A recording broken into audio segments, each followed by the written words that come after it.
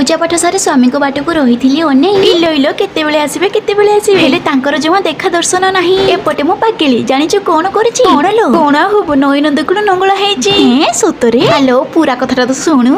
सोइला बेले स्वामी कहिथिले काली तो बुधवार माछ टिके आनिबा सेही कथा को मने रखी मो प्याज कोबी काटी बाटी के रखिछि मसला 2 घंटा हेलानी मु तो रागरे पूरा चिड़ी चिड़ी दीर्घ 2 घंटा पर स्वामी आसिले दौड़ी दौड़ी एते लेट कोन भाई पचारिबरु कहिले आलो खाउरी तू गोटे बाउरी मते अधरात्रु माछ आनिबको बोटे माछ वाला आसी नथिला इलो बोपालो एठी तो मो दोस सेति पई किछि न कहि पळी आसिली खसो खसो भेतरे की ठीक टाइम रे ऊपर टांकी रे पानी नाही सेति पई माछ को तोळ टांकी रे आसी धोइले जानिछ तो तम दीदी गोटे तीर रे दीटा शिकार करि पारे हा हा गोटे पटे माछ भजा को गोटे पटे कसा बसई देली तापर तो खाइबा हे गला बढा आज खाइबारे तिला गरम गरम भात को माछ छंचंडा मो केते शांत न करि जमा पाटी तुंड हो थाली भात खाइ देली तळकु करी मुंड बोपालो